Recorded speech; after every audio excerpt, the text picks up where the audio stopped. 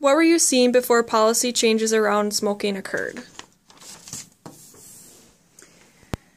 Well, before the Clean Air Act of 1970, nurses were experiencing patients who could smoke anywhere. Patients in hospitals, nursing homes, anywhere. Patients were smoking. And it wasn't that patients were allowed to smoke. Patients needed to smoke because they were addicted to the nicotine. Consequently, nurses were also exposed, and everyone else that are in those buildings, healthcare buildings, like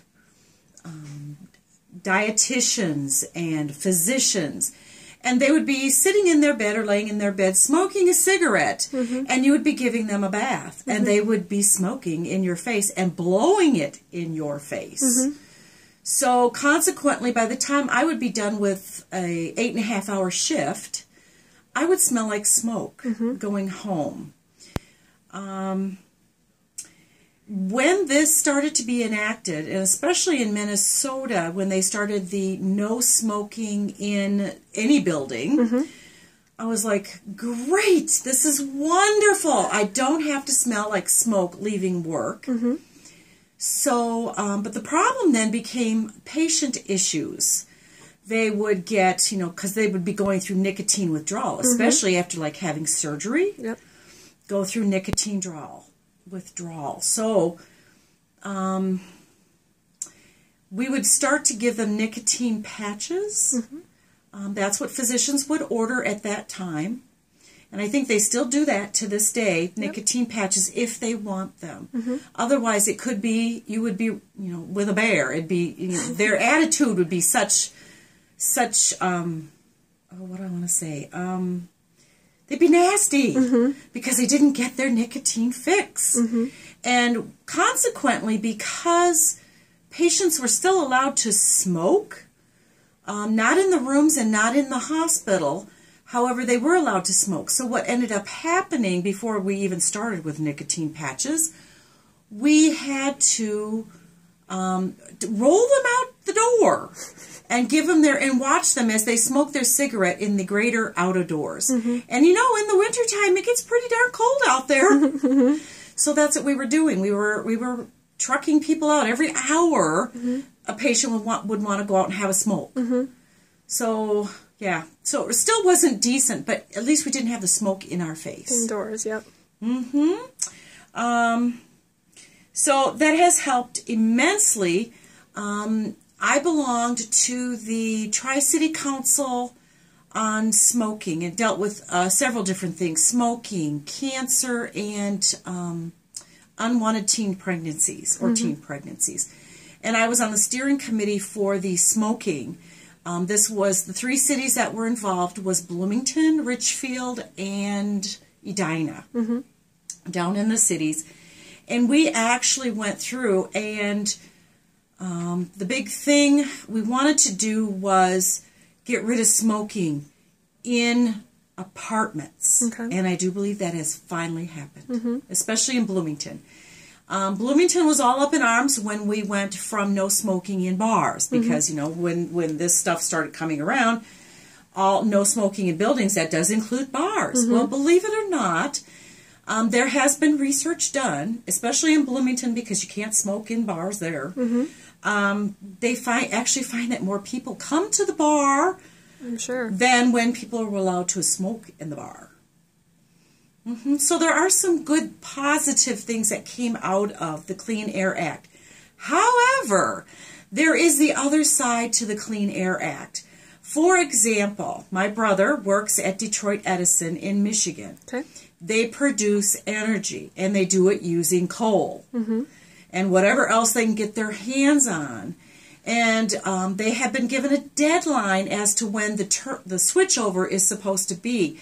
But in order to do that, it takes lots of money, and they do not have the money. So,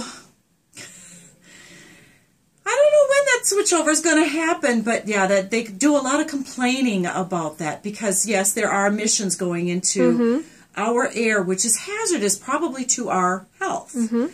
However, we as citizens have to decide how we want to do that. And with the government dictating, it's okay that the government dictates, but on the other hand, who's going to pay for all of that? And it's going to come out of our pocket. Yep. So we as citizens of the United States have to decide what we truly want to happen. Definitely. Alrighty. And I know you wanted to talk about policies as well. So have I ever done anything with policy making? Well, I attempted. One time I attempted. It was in my master's program, and I wanted to bring this issue to light. So I sent off letters to 5 Minnesota state legislatures because TMAs, regularly known as trained medication assistants, they do not have a body regulating them. So the Board of Nursing doesn't regulate them. The Minnesota Nurses Association can't regulate them.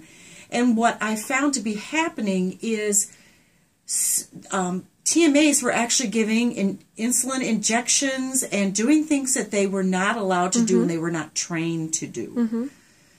This was happening most of the time in group homes. Not necessarily in nursing homes or residential homes, but group homes, because they didn't have a nurse typically on staff 24/7. So whoever was there, that was the TMA, gave all the meds, including injectables. So I wrote, that's a policy, and I did not receive anything back from any of the legislatures. So, and I'm sure that they all had their hands full, all the lobbyists. I mean, I'm just one person. And these people that I did send were all nurses in the Minnesota legislature, both House and Senate. The House of Representatives and Senate. But yeah, they're probably so busy with the lobbyists. That's probably what happened. Okay. So, yeah, do you want to know anything else? Any other specifics that you can think of that us as nurses can do? Is it just writing letters, or? I think you can do something by getting in groups. Okay.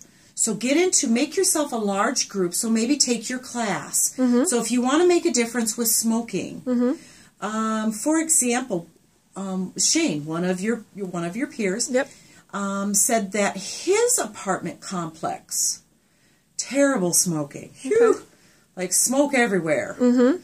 So, and I do know that for a fact as well, because I lived in an apartment when I started up here, for those first 3 years, and Smoke City. You had to have a window open at all times because I lived on the top floor, and where does smoke go?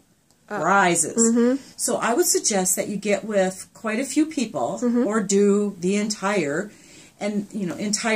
cohort plus cohorts, and have them sign. But write a nice letter. Do your research first. So get in there and find research articles which talks about secondhand smoke and how it affects others. There's articles out there. You just have to find them.